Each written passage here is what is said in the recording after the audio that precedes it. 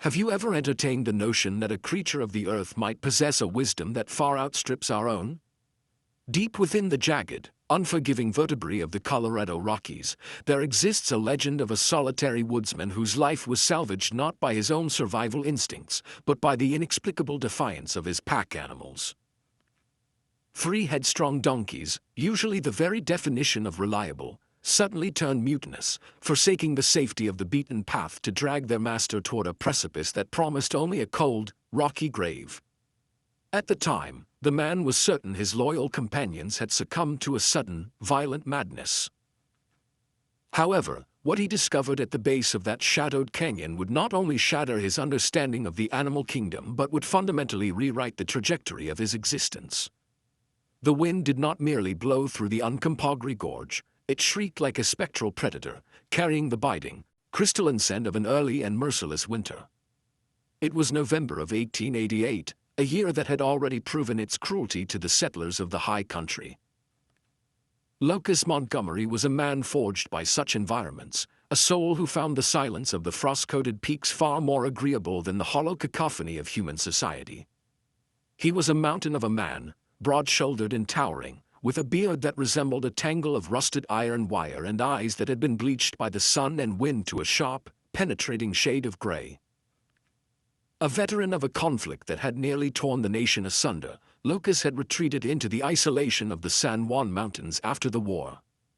He sought sanctuary in a world governed by the simple, brutal laws of nature, leaving behind the complexities of a civilization he no longer recognized. His only confidants in this high-altitude hermitage were 3 mismatched and spectacularly obstinate donkeys: Barnaby, a nimble creature with a coat the color of damp sand; Clementine, a smaller, more observant Jenny; and Goliath, a behemoth of a gray jack whose temperament was as volatile as a summer thunderstorm. To a man living on the edge of the world, pack animals were far more than mere beasts of burden. They were the thin line between a winter of survival and a lonely death in a snowbank. Lucas understood the intricate nuances of his trio, and they, in turn, understood the rhythm of his life. Their relationship was built on a foundation of unspoken cues, the subtle tension in a lead rope, the specific cadence of a bray, or the meaningful flick of a long, velvety ear. But on a Tuesday morning that felt as though it were carved from solid ice, that hard-earned harmony was utterly destroyed. Lucas had spent the previous week meticulously preparing for his descent. He had loaded the donkeys with a season's worth of high-quality pelts, intending to make the arduous journey down to the mining outpost of Silverton. There, he hoped to barter his furs for the essential staples of survival: coffee, flour, and black powder, before the mountain passes were swallowed by the inevitable heavy drifts of winter. They were scarcely 3 miles from the sanctuary of his cabin, nearing the infamous bifurcation at Weeping Pine Ridge, when the world seemed to tilt on its axis. The established trail to Silverton banked sharply to the right, clinging to the relative security of a massive granite face. To the left, however, lay a nightmare of geography, a crumbling, shale-choked slope that plunged vertically into a lightless abyss known to the local trappers as Dead Man's Drop. It was a place of ill omen, a vertical graveyard where the pines grew too thick for sunlight to penetrate, and the floor was a chaotic jumble of jagged boulders and frozen mud. As Lucas stepped toward the right-hand fork, the lead rope in his gloved palm suddenly went rigid. He pivoted, fully expecting to find that Goliath had clumsily snagged a pack on a protruding branch. What he saw instead was a tableau of inexplicable rebellion. All 3 donkeys stood shoulder to shoulder, their hooves seemingly bolted into the permafrost. Their oversized heads were turned with terrifying uniformity toward the left, their gazes fixed with haunting intensity on the dark maw of the ravine. "Move along, you thick-skulled brutes," Lucas grunted, his breath forming a thick plume of steam in the frigid air. He gave the rope a sharp, commanding tug. Goliath merely snorted, a jet of white vapor erupting from his nostrils, and took a deliberate, heavy step backward. Clementine, who was usually the most cooperative member of the team, let out a piercing, distressed bray that echoed off the canyon walls like a scream, her front hooves striking the frozen earth in an agitated dance. Then, Barnaby did the unthinkable. In 5 years of traversing the most dangerous terrain in the Rockies, the donkey had never shown a hint of aggression toward his master. But now, he lunged forward, his flat teeth clamping onto the thick wool of Lucas's coat sleeve. With a strength that was both desperate and violent, the animal began to drag the massive mountain man toward the very edge of the precipice. "Easy! Have you all gone completely mad?" Lucas roared, batting the donkey's head away and digging the heels of his boots into the dirt to prevent himself from being hauled over the brink. His first instinct was that of a hunter. He stood perfectly still, sampling the wind for the telltale musk of a mountain lion or the heavy, rotting stench of a grizzly. Animals often displayed erratic behavior when a predator lurked in the shadows, but the air held only the clean, sharp scent of pine needles and the electric charge of an approaching storm. For nearly an hour, a battle of wills played out on that narrow ridge. Lucas tried everything in his repertoire. He pulled, he pleaded, he even resorted to blindfolding Goliath in an attempt to trick the animal past the fork. Nothing worked. The donkeys fought back with a coordinated, frantic desperation, straining against their halters and turning their thick necks toward the sheer drop as if possessed by a single, driving purpose. Eventually, with the daylight fading and his frustration reaching a boiling point, Lucas surrendered. He led them back to a sturdy ponderosa pine, unpacked their heavy loads with trembling hands, and marched them back to his cabin, feeling thoroughly defeated and deeply unsettled. The following morning brought no resolution. Lucas attempted the journey again, only to be met with the exact same resistance at the exact same spot on Weeping Pine Ridge. The animals planted their hooves, shrieked into the hollow wind, and violently pulled toward the death trap of the ravine. By the third day, the mystery had burrowed into Lucas's pragmatic, war-weary mind. These weren't just stubborn animals acting on a whim, they were terrified.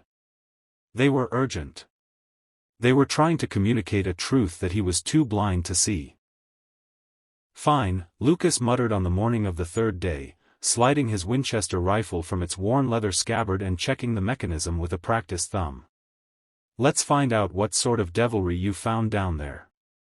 Instead of engaging in another struggle at the fork, Lucas simply dropped the lead rope. The transformation in the animals was instantaneous. Goliath, Barnaby, and Clementine scrambled over the ridge with an eerie, frantic grace. They navigated the treacherous, sliding shale with a nimbleness that defied their bulk, their small hooves finding purchase in the crumbling stone where a human would have surely plummeted. Lucas followed with extreme caution, sliding on his heels and clutching at the gnarled roots of scrub oak to arrest his descent. The canopy of ancient, towering pines soon closed over them, plunging the group into a world of cold, blue twilight. The air grew stagnant and heavy, smelling of crushed spruce needles, damp earth, and a sharp, metallic scent that Lucas recognized instantly from his days on the battlefield, the smell of fresh blood. The descent took an agonizing hour, every dislodged stone echoing through the narrow canyon like a gunshot. When they finally reached the floor of the gorge, the donkeys came to a halt in a small, shadowed clearing beside a half-frozen creek. They stood in a protective circle, their heads lowered and their ears swiveled forward toward a thicket of dormant blackberry bushes. Lucas stepped off the final ledge, his boots crunching loudly on the frost-heaved ground. He raised his rifle to his shoulder, his finger ghosting over the trigger. As he pushed through the skeletal brush, his breath caught in his lungs. Resting at the bottom of the ravine, partially submerged in the icy, black water of the creek, was not the carcass of an elk or the remains of a prospector's camp. It was a high-society carriage, a brougham painted in a deep, lacquered burgundy with exquisite gilded trim. It was a vehicle designed for the manicured boulevards of Denver or Chicago. A piece of urban opulence that looked violently, obscenely out of place in the brutal Colorado wilderness. The carriage was a shattered ruin. Its heavy wooden wheels were splintered into toothpicks, and its velvet-lined doors had been torn from their hinges by the violence of the fall. Lucas approached with the silent tread of a hunter. The horses were nowhere to be seen, but the leather traces had been slashed clean through with a sharp blade, indicating that someone had survived the initial crash and attempted to free the animals. However, it was the woodwork of the carriage that sent a true chill through Lucas's veins. As his calloused fingers brushed against the splintered side of the vehicle, he felt a series of jagged holes. Bullet holes. This carriage hadn't simply lost its way on a snowy pass, it had been hunted. Clementine stepped forward, her soft gray nose nudging a pile of debris near the overturned cab. She let out a low, mourning whinny. Lucas moved in, his boots splashing through the frigid, ankle-deep water. Beneath a tangled mass of broken mahogany panels and heavy wool blankets, he saw it, a hand. It was pale, delicate, and trembling with the onset of hypothermia. On one finger sat a gold signet ring that caught a stray, dying sliver of sunlight from above. Lucas slung his rifle over his shoulder and gripped the heavy wooden wreckage. With his massive shoulders straining and a low grunt of exertion, he heaved the shattered roof of the carriage off the victim. Lying amidst the ruins was a woman. She was clad in an elaborate dark green traveling gown that was now shredded and soaked with freezing mud. A jagged laceration ran across her temple, where the blood had dried into a dark, ugly crust against her porcelain-pale skin. Despite the horrific nature of the accident and the 3 days she had spent in the cold, she was still alive. Her chest rose and fell in shallow, rhythmic gasps. "Lord Almighty," Lucas whispered, dropping to his knees in the mud. He reached out to check the pulse at her throat, but before his fingers could make contact, the pile of velvet blankets shifted with startling speed. In a flash of movement that belied her broken condition, the woman rolled onto her side. Lucas found himself staring directly into the twin muzzles of a silver-plated Remington Derringer. The woman's eyes fluttered open, they were a vivid, striking hazel, burning with a mixture of agony, exhaustion, and a feral, unyielding determination. Her hand was shaking violently from the biting cold, but the pistol remained leveled squarely at the bridge of Lucas's nose. "One more step," she rasped, her voice a fragile but defiant whisper, "and I will decorate these rocks with your brains." Lucas froze, his hands slowly rising to his shoulders in a gesture of peace. Despite the gravity of the situation, a dry, impressed smirk touched the corner of his mouth. "Well now," he said, keeping his voice at a low, calming rumble. "You certainly are a firecracker, aren't you?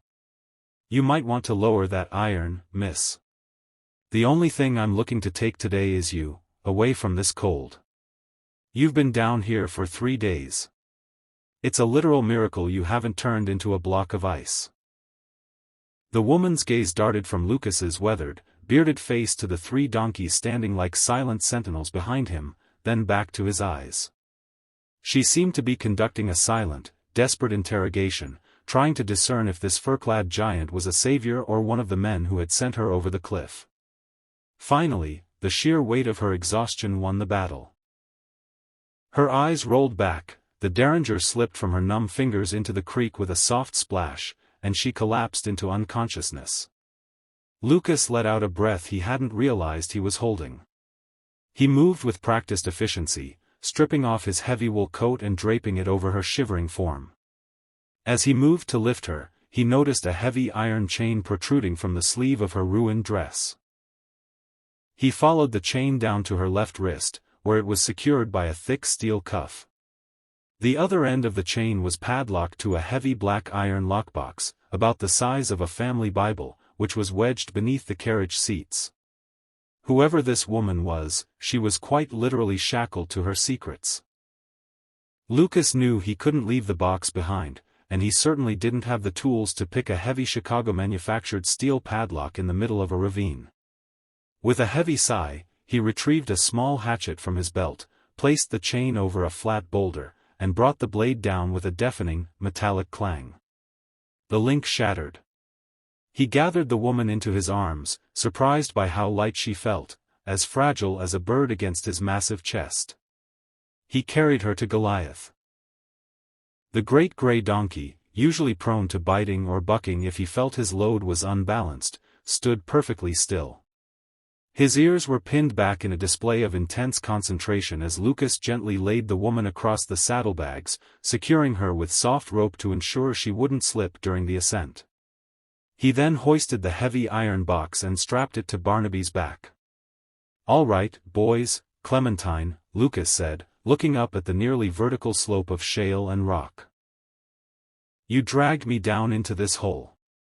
Now you've got to help me get her out." The climb out of Dead Man's Drop was a grueling, 3-hour nightmare. Lucas pushed, pulled, and at several points practically carried the animals and the unconscious woman up the loose, shifting shale. His muscles burned like they were filled with molten lead, his lungs screamed for oxygen in the thinning mountain air, and his hands were raw and bloodied from gripping the jagged edges of the cliff. Yet, the donkeys seemed possessed. They dug their hooves into the earth with a singular, unrelenting purpose, refusing to quit until they finally crested Weeping Pine Ridge. They reached the top just as the sun dipped behind the jagged peaks, painting the sky in shades of bruised purple and bloody red. Back at his remote cabin, Lucas laid the woman on his own cot near the towering stone fireplace. He stoked the flames until the small timber-framed room was stiflingly warm. Utilizing the grim skills he had acquired on the blood-soaked fields of Gettysburg, he went to work. He cleaned and stitched the deep gash on her forehead, fashioned a splint for her fractured left arm, and forced a decoction of honey-sweetened willow bark tea past her lips to combat the fever he knew was coming. For 2 days, the woman drifted in and out of a delirious fog. She muttered names that meant nothing to Lucas, Jeremiah Beaumont. And one name over and over again with a voice full of dread, Josiah Cleary. Whenever she spoke that final name, her body would rack with a fresh wave of terror, her uninjured hand clawing desperately at the iron cuff that still circled her wrist. On the evening of the 3rd day, the fever finally broke. Lucas was seated by the hearth, whittling a piece of cedar and watching the orange embers dance when he heard a soft rustling from the cot. He turned to find the woman sitting up. She was deathly pale, her arm bound in a clean splint and a fresh bandage wrapped around her head, but her eyes were clear. She scanned the rustic, meticulously tidy cabin before her gaze settled on Lucas, then moved to the heavy iron box sitting on the floor by her boots. "You saved my life," she said. Her voice was stronger now, carrying the refined, melodic cadence of an Eastern boarding school, a sound that felt strangely elegant against the rugged backdrop of the cabin. "My donkeys saved your life, miss," Lucas replied, his eyes never leaving his woodcarving. "I just did the heavy lifting. The name is Lucas. Lucas Montgomery." "Nora," she said, pulling the wool blanket up to her chin. "Nora Hastings." Lucas stopped his knife mid-stroke. Even in his isolation, he knew that name. The Hastings family owned half the rail lines extending out of Denver. They were railway royalty, the kind of people who could buy and sell politicians like penny candy. "Well, Miss Hastings," Lucas said, standing up and tossing the cedar shavings into the fire. "Do you care to explain why railway royalty was being hunted through my mountains? And more importantly, who exactly was putting lead into your carriage?" Nora's hazel eyes darkened instantly. The vulnerability she had shown in her sleep vanished, replaced by a cold, hardened steel that took Lucas by surprise. She looked at the iron box, then back at him. "They weren't trying to kill me, Mr. Montgomery," Nora said quietly. "They were trying to recover what is inside that box. And if the man leading them, Josiah Cleary, discovers that I am still breathing, he will burn this entire mountain range to ash to finish what he started." The fire popped loudly, sending a shower of sparks up the soot-stained chimney. Lucas stared at the battered iron box. The name Josiah Cleary carried a dark, heavy weight in the Colorado Territory. He was a former Pinkerton agent who had traded his badge for the lucrative, blood-soaked business of railroad expansion. He was known as a ruthless chief enforcer for a rogue faction within the Denver and Rio Grande Western Railroad. With her good hand, Nora reached up and unclasped a heavy gold locket from her neck. She pressed a hidden catch, and instead of a portrait, a small, jagged iron key fell into her palm. She held it out to Lucas. "Open it," she whispered. Lucas fitted the key into the heavy Chicago steel padlock. It turned with a heavy, satisfying click. He threw back the lid. Inside, wrapped in oilcloth to protect them from the elements, were 3 thick leather-bound ledgers and a stack of signed affidavits. "My father, Josiah Hastings, did not die of a sudden heart failure, Mr. Montgomery," Nora said, her voice trembling with a potent cocktail of grief and fury. "Cleary poisoned him." My father had discovered that Cleary was embezzling company funds to hire mercenaries, border ruffians, and outlaws. They were burning out homesteaders and miners who refused to sell their land claims in the San Juans. Cleary was stealing federal land grants, putting the deeds under dummy corporations, and erasing anyone who stood in his path. She gestured toward the box. "Those ledgers document every stolen dollar and every drop of blood spilled. I secured them the night of my father's funeral. I was trying to reach Durango to deliver them to federal Judge Isaac Parker's deputies. Cleary's men intercepted my carriage at the pass." Lucas slowly closed the lid of the box. The gravity of the situation settled over the small cabin like a thick winter fog.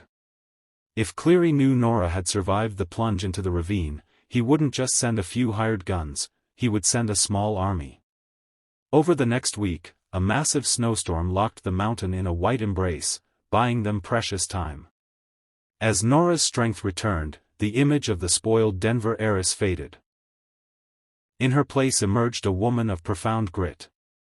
She learned how to tend the hearth, how to brew pine needle tea to ward off scurvy, and she spent hours in conversation with Lucas. They were 2 individuals from vastly different worlds, yet they were bound by a shared quietness of the soul. Nora learned that Lucas had been a Union sharpshooter, a man who had seen so much death that he sought the absolute solitude of the high peaks just to forget the smell of black powder. Lucas, in turn, was captivated by her fierce intellect and her refusal to break under the weight of her trauma. He admired the way she treated his animals, especially the notoriously cranky Goliath, who had taken to resting his massive gray head in Nora's lap whenever she sat by the fire. A quiet, unspoken affection began to bloom between them. It wasn't the frivolous flirtation of a ballroom, it was rooted in the raw, honest reality of survival. Lucas found himself lingering when he changed her bandages, his rough, calloused hands becoming surprisingly gentle against her skin. Nora found herself watching the steady, dependable line of his shoulders as he chopped wood, feeling a sense of absolute safety she hadn't known since her childhood. But the peace of the mountains was a fragile illusion. On the 9th morning, the blizzard finally broke, leaving the world blindingly white and deathly still. Lucas was outside, breaking the ice in the water trough, when Clementine let out a sharp, panicked bray. Barnaby and Goliath immediately joined in, pacing frantically in their corral with their ears pinned flat against their skulls. Lucas didn't hesitate. He dropped his axe, sprinted into the cabin, and slammed the heavy oak door shut. "Get away from the windows," Lucas ordered, tossing Nora his heavy Colt Navy revolver. "The donkeys smell trouble, and it isn't a mountain lion." He grabbed his Winchester and peered through a knothole in the shutter. Down the snow-covered trail, emerging from the tree-lean like phantoms, were 5 men on horseback. They wore heavy duster coats, their faces obscured by wool scarves. Leading them was a man on a massive black stallion, Josiah Cleary. "They found the tracks," Lucas muttered, jacking a shell into the chamber, "or they found the broken link from that carriage chain." "Lucas," Nora said, her voice tight but steady. She cocked the hammer of the heavy revolver, holding it with her good hand and resting the barrel on the table for stability. "I will not let them have that box." "They aren't taking anything today," Lucas replied, his eyes narrowing to cold, gray slits. A voice boomed across the snowy clearing. "Miss Hastings. We know you're in there." The trapper's trail was easy enough to follow. "Send out the box, and we'll make this quick." "Make us come in," and we'll burn you both alive." Lucas didn't bother with a verbal response. He kicked the shutter open an inch, leveled the Winchester, and fired. The sharp crack of the rifle echoed off the canyon walls. Cleary's black stallion reared as the bullet tore the hat off the man riding beside him. Chaos erupted instantly. Cleary's men dove from their horses, taking cover behind the woodpile and large snowdrifts, unleashing a hail of lead upon the cabin. Bullets tore through the timber walls, shattering crockery and sending splinters of pine flying through the air. Lucas fired methodically, his sharpshooter training taking over. He dropped one mercenary trying to flank the rear window, then pinned two more behind the woodpile, but there were too many of them, and his ammunition was dwindling. "We can't hold them here," Lucas shouted over the deafening roar of the gunfire. "They'll throw a lantern on the roof and smoke us out. We have to make a run for the high pass." Nora nodded. She grabbed the iron box and shoved it into a canvas burlap sack. Lucas threw open the back door of the cabin, which led directly into the attached livestock lean-to. The donkeys were terrified, kicking at their stalls in a frenzy. Working with frantic speed, Lucas threw a saddle onto Goliath and strapped the burlap sack tight against the saddle horn. "You're riding Goliath," Lucas told Nora, lifting her into the saddle. "He's the strongest. Barnaby and Clementine will follow him. Go." Lucas threw open the rear paddock gate and slapped Goliath's flank. "Hiya." The three donkeys bolted into the deep snow, carving a path toward the treacherous, winding trail of Red Mountain Pass. Lucas ran behind them, using the bulk of the animals as cover as they plunged into the dense spruce forest. Back at the cabin, Cleary saw the movement. "They're making a run for it. Mount up." The chase was a grueling, agonizing slog through waist-deep snow. The donkeys, perfectly adapted to the harsh terrain, moved with surprising speed, their small hooves punching through the icy crust. But Cleary's men were on long-legged horses, and despite the depth of the snow, they were closing the gap. For 2 hours, Lucas and Nora pushed higher into the freezing altitude. The air grew dangerously thin. The trail narrowed until it was nothing more than a precarious shelf carved into the side of a massive granite cliff. To their right was a sheer rock wall. To their left, a dizzying 500-foot drop into a jagged gorge. It was a deadly choke point, and they were out of time. A bullet ricocheted off the granite wall inches from Lucas's head, showering him with rock dust. Cleary and 2 of his remaining men had rounded the final bend, trapping them on the narrow ledge. There was nowhere left to run. "It's over, Montgomery," Cleary yelled, dismounting his horse and drawing a pair of gleaming silver revolvers. The wind howled, whipping his dark duster around his ankles. "Throw down the rifle. Toss the box over the edge, Miss Hastings, or I shoot your mountain man in the gut and let him bleed out in the snow." Lucas was out of rifle rounds. He dropped the Winchester, his hand hovering near the hilt of his hunting knife. Nora sat atop Goliath, her face deathly pale, the iron box clutched tightly against her chest. She looked down at the horrifying drop, then back at Lucas. "Do it, Nora," Lucas yelled. "Your life is worth more than those papers." But Nora's eyes locked onto Cleary, burning with the memory of her father. "No," she said softly. Cleary sneered, raising his revolvers. "Suit yourself." He cocked the hammers. But before his finger could squeeze the triggers, something massive moved. Goliath, the giant gray donkey who had stood frozen on the ridge days ago, who had stubbornly refused to let Lucas pass by the wreckage, suddenly lowered his massive head. The beast let out an earth-shattering, demonic bray, a sound of pure primal fury that echoed like a war horn across the canyon.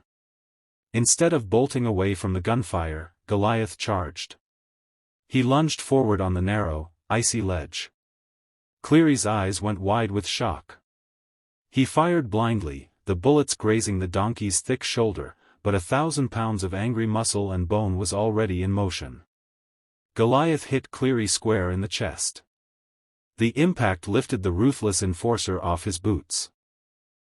Cleary screamed, his arms flailing wildly as he was hurled backward over the sheer edge of the cliff.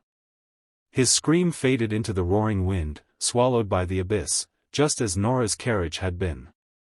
Cleary's remaining 2 men stared in absolute horror at the plunging drop, then at the massive grey beast, now stomping its hooves and snorting blood and steam.